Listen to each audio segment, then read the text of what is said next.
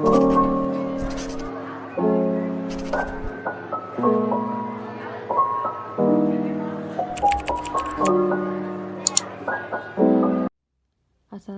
warahmatullahi wabarakatuh. Perkenalkan, nama saya Regina Pradea, NIM B119199.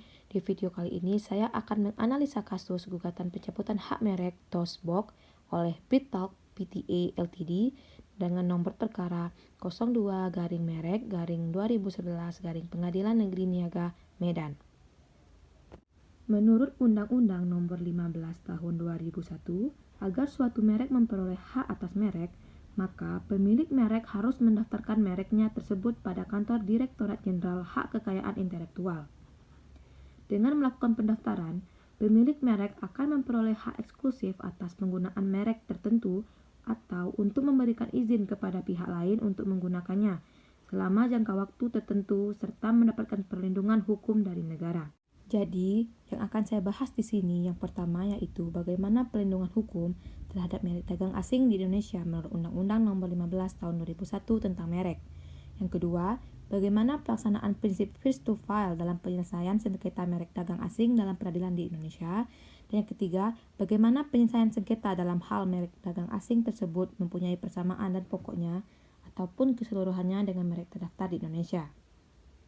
Pengaturan merek dalam Undang-Undang Nomor 15 Tahun 2001 dimaksudkan untuk memberikan perlindungan secara efektif untuk mencegah segala bentuk pelanggaran yang berupa penjiplakan, penggunaan nama yang dapat sama, pencatutan nama, atau domain name atas suatu merek. Dapat diklasifikasikan dua jenis perlindungan hukum, yaitu A. Perlindungan hukum preventif dan B. Perlindungan hukum represif. Dalam perkara nomor 02-merek-2011 Pengadilan Negeri Niaga Medan yang terjadi antara BreadTalk Pty Ltd selaku penggugat yang beralamat di Singapura dengan Tuan Frankie Chandra selaku tergugat yang bertempat tinggal di Batam, jelaskan dalam surat gugatan bahwa pihak BreadTalk telah memiliki perlindungan merek Toastbox di negara asalnya Singapura, setidak-tidaknya sejak tanggal 27 September 2005 yang merupakan desain Mr. Thomas Tan dan memperluas peredarannya ke negara-negara lain. Di tahun 2006 membuka outlet pertamanya di Thailand. Tahun 2007 membuka outlet di Malaysia dan Filipina dan juga akan membuka outlet di Indonesia. Permohonan pendaftaran merek penggugat untuk kelas 30 telah dikabulkan oleh Direktorat Merek Direktorat Jenderal Hak Kekayaan Intelektual, Kementerian Hukum dan Hak Asasi Manusia Republik Indonesia dan telah didaftarkan pada tanggal 21 Desember 2009 dengan nomor pendaftaran IDM 0002 30206 dan nomor pendaftaran IDM 0002 30207. Hal ini membuktikan bahwa penggugat adalah memang merupakan pemilik atas merek Toastbox. Penggugat pada tanggal 4 Juni 2008 telah mengajukan keberatan atas pengajuan permohonan pendaftaran merek Toastbox untuk kelas 43 yang diajukan oleh Joenani pada tanggal 5 Oktober 2006 dengan nomor agenda D00.2006.033189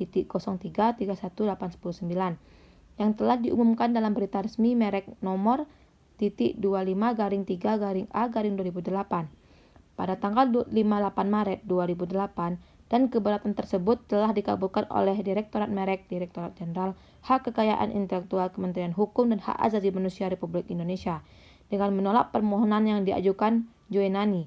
Hal ini juga membuktikan dan memperkuat bahwa penggugat adalah pemilik atas merek Toastbox.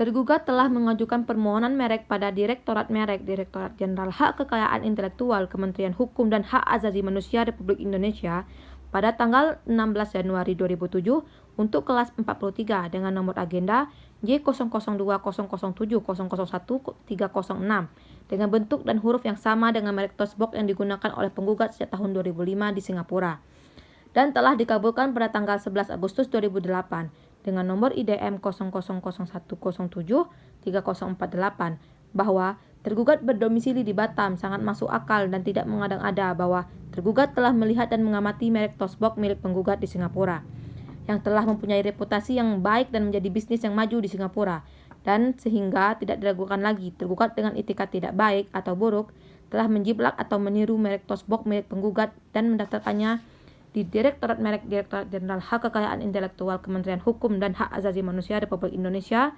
dan hal ini jelas melanggar ketentuan Undang-Undang Merek Nomor 15 Tahun 2001, Pasal 4 yang berbunyi, merek tidak dapat didaftarkan atas dasar permohonan yang diajukan pemohon yang beretikat tidak baik.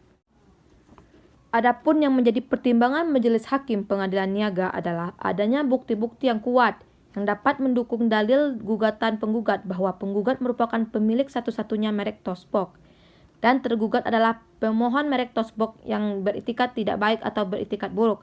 Sehingga dengan pertimbangan-pertimbangan tersebut, hakim menyatakan pendaftaran merek toast box tergugat nomor IDM 0001-73048 yang dikeluarkan oleh Direktorat Merek dan Direktorat Jenderal Hak Kekayaan Intelektual Kementerian Hukum dan Hak Asasi Manusia Republik Indonesia batal demi hukum. Oleh karenanya, gugatan penggugat dikabulkan seluruhnya, maka biaya yang timbul dalam perkara ini dibebankan kepada tergugat, yaitu sebesar Rp426.000. Berkaitan dengan kasus merek toast box tersebut, memperluas pelindungan hukum merek tersebut, yaitu mencakup perlindungan hukum bagi merek terkenal, baik untuk barang yang sejenis maupun bukan. Pengadilan mendasarkan pandangannya dengan prinsip itikat baik. Ada niat yang itikat tidak baik atau itikat buruk untuk membonceng ketenaran merek orang lain.